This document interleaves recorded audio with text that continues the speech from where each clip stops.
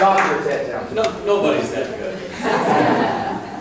As I thought the first time you said that last spring, it's overly generous, but you know, I kind of like hearing it. Thanks for that. And thanks to all of you for being here today. I've been struck, I suspect as everyone has, by the comments we've heard this morning. I would say that if 1% of America's population were as literate in the field of foreign diplomacy and citizen diplomacy as the people in this room, the world would be a different place. And perhaps that summarizes the point of this organization. The U.S. Center for Citizen Diplomacy is not about taking over or doing anything that isn't being done today with one exception, and that is enhancing the work of all these amazing organizations that have been up and running for some time. There are lots of challenges in the world. It's really easy to get depressed, and you have heard many speakers this morning talk about some of the downsides, some of the threats we face. I'd like to share with you some examples that have given me hope, recently, and even before today. Historically, I've had the wonderful blessing to travel the world most of my life, and I was particularly happy to hear Senator Grassley this morning mention the fact that whatever it is now, 35 years ago, Governor Bob Ray of our state, and Chairman of Brook Park, by the way, performed what is perhaps the most impactful humanitarian gesture in the history of Iowa, and one of those for our nation. He stood up at a time when tens of thousands of people were under threat of death and said to a state that was, as Senator Grassley noted, 3% non-white, Iowa will take them. He said to the people of Southeast Asia, we welcome you to our state. And that was an eyebrow-up moment for many Iowans then. But they came in large numbers. And back then, when our family business was still our families, my father and I welcomed two people. The boat people et al. Were brought to Iowa and integrated into our community through the churches. And the two that were brought to us, Prasath Siramongol and Peng Malavong. These two guys were near death with their families when they were snatched up and brought to this place of which they had never heard, needing jobs, speaking essentially no English whatsoever. But we felt that they were good people. We wanted to assist, and with Governor Ray's leadership, of course, they got jobs at Townsend. This was late in the year. And just a few weeks later, close to Christmas time, my father and I received Christmas cards. And they were beautiful, and they were large, and they were fantastic. And you could tell these two guys had gone to the local store to select the most beautiful Christmas cards on that rack. And the heartfelt inscription read, "Happy birthday to a loving grandson."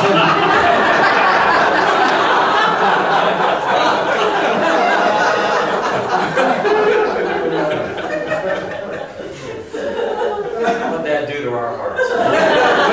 It had nothing to do with Christmas. Thank you for being here. And I'm just honored and proud and thrilled to report that both those gentlemen are now retired from Townsend Engineering to the life that they lead. Wonderful experience.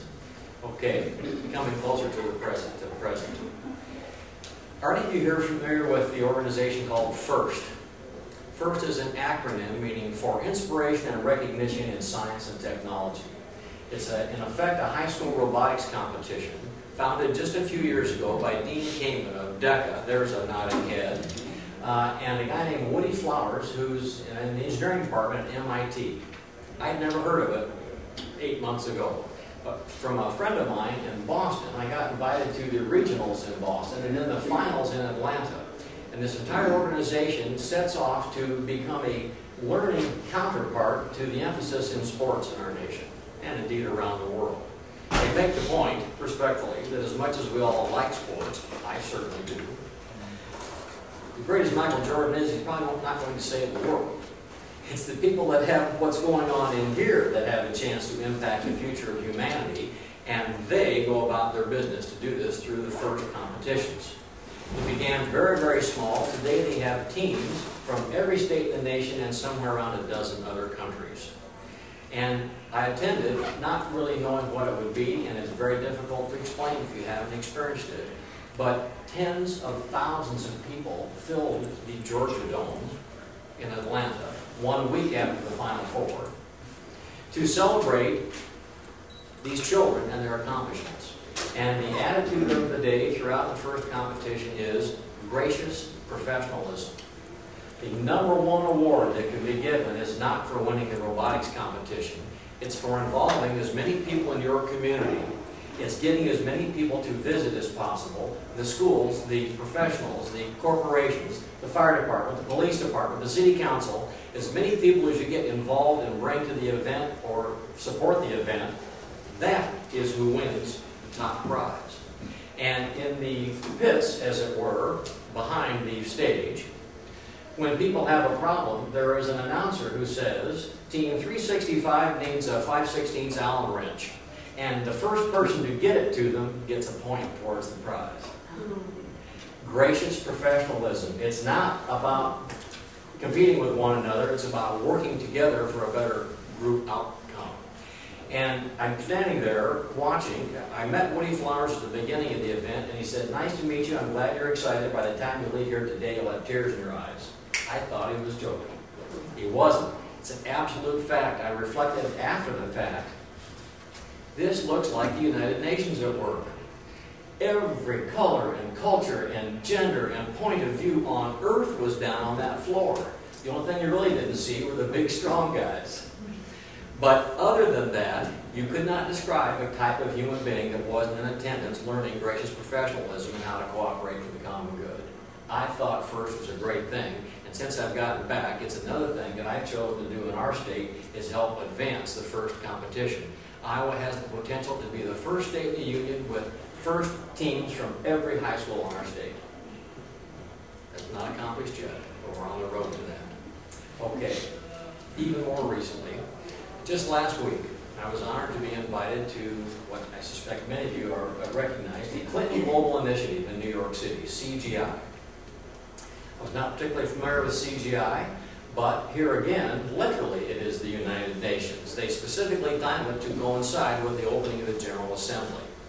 On the first day of the General Session of CGI, they announced the arrival of 52 current or former heads of state, leaders and captains of industry, communities, researchers, scientists, Republicans and Democrats. It's an apolitical organization.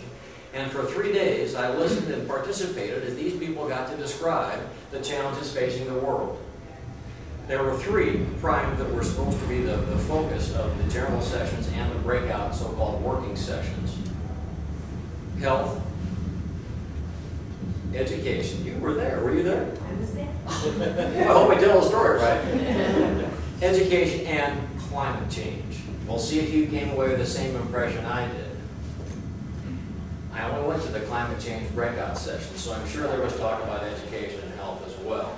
But the general sessions and all the dialogue outside the sessions and at the dinners at all was climate change. And here are people who don't agree on everything, but coming together around the undeniable fact that by the time a child born today is my age, I have 9 months to go to be 60, the world will be a different place. Undeniable truth. The question is, what will that place be? The answer is yet to be resolved. And in that astounding threat comes opportunity. I'm sure it's no coincidence that the New York Times last week, in conjunction with the CGI, had an opinion piece by Vaclav Havel, in which I finally heard somebody was standing make the statement that I've been sort of whispering for a long time now. He did not postulate the end of humanity, but he made the point that it is conceivable. People don't like to hear that. I don't like hearing it. But after all this time, it's not impossible that in one human generation, 2, humanity could vanish from the face of the earth. Life will not end. The earth will still be here. But it is at least conceivable that none of us will be. Wow, that's pretty sobering, isn't it? And yet, no one can deny the possibility of it, because these changes are enormous and happening at a pace that has never happened before, certainly in human history, and as far as humanity is concerned, that's the only history we care about.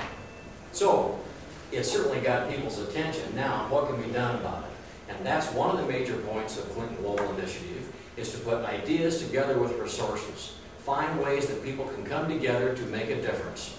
And the highlight of the 3.5-day experience is the announcement of specific commitments. What are you going to do? And people stand up and tell them.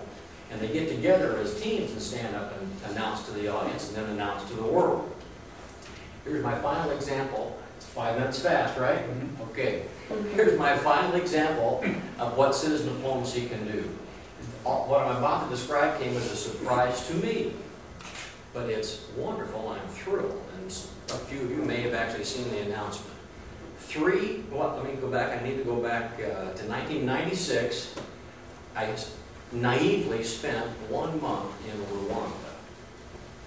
Our government cautioned people that suggesting we should not go there, but they did not prevent it. And I wanted to spend time with gorillas in their natural habitat before they all go away.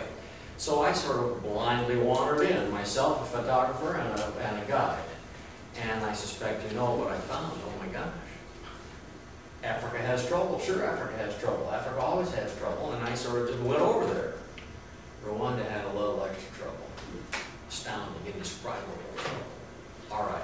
3 weeks ago, William Penn University in Iowa invited the Rwandan ambassador to the United States to visit their campus. They have some Rwandan exchange students there.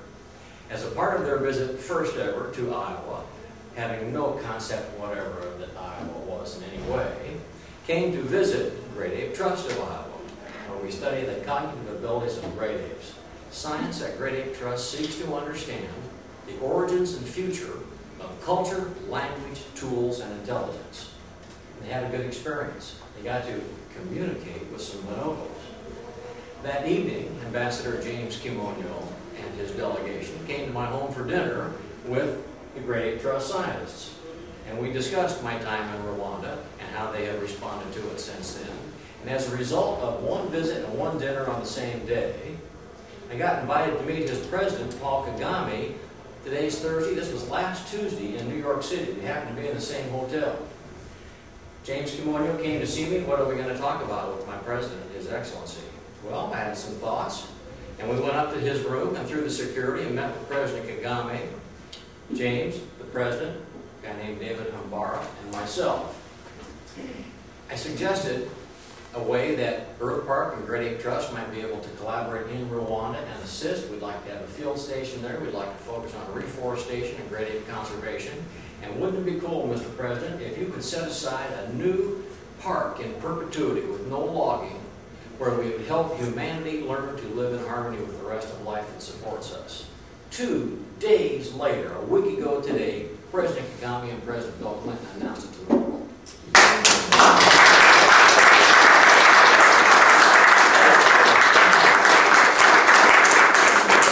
That entire thing took place in 3 weeks and 3 meetings. Talk about potential. And what was it about? Salesmanship. It was about relationship building. It was about opportunity and a science-based reality that together we can accomplish great things.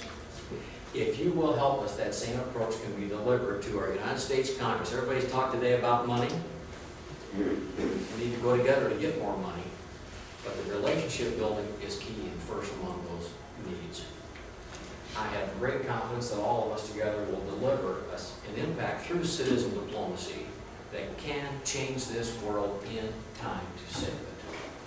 Thank you for being here today.